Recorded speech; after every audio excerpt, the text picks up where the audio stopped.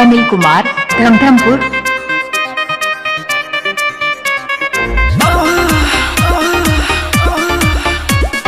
जान ले बका। अरे ना हो,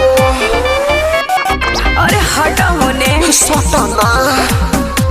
अरे हटा होने ना मन बा। अरे ना हो, आइल बारू नाचे जब से देखो तानी तो है चढ़ली जवानी देखी मोन हमर मोहे। अच्छा।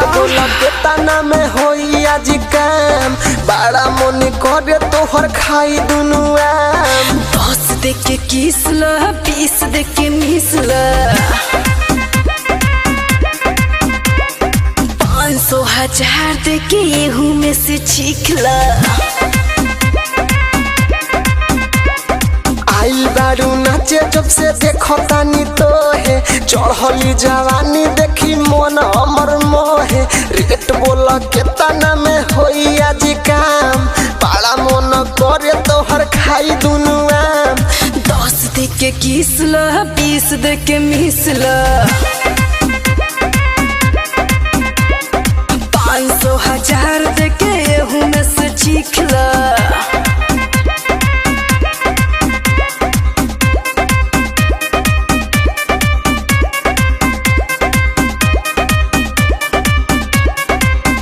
राम नरेश, धमधमपुर। Mobile number 8174045262। चिकोनी चमेली बानी ओठ लाले लाल शिवनियन चिकन चिकन बाटे मोरगा। देखो ही में लागता रुगड़ी छोहारा धीरे धीरे गरम होता लव वाला पारा। 10 दे के किस ल 20 दे के मिस ल 500 1000 दे के एहू में से छीख ल। अनिल कुमार, धमधमपुर।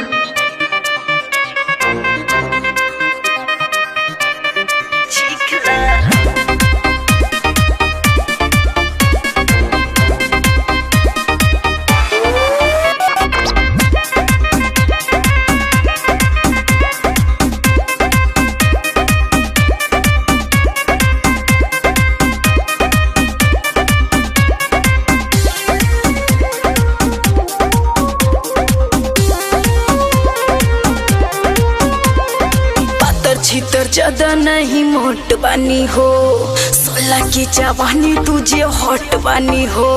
सागर संगम तोहर बेला पीछा बाटेला हागल बिह की विशाल देखो भइल बाड़े पागल। 10 दे के किस ल 20 दे के मिस ल 500 1000 दे के एहू में से छीख ल।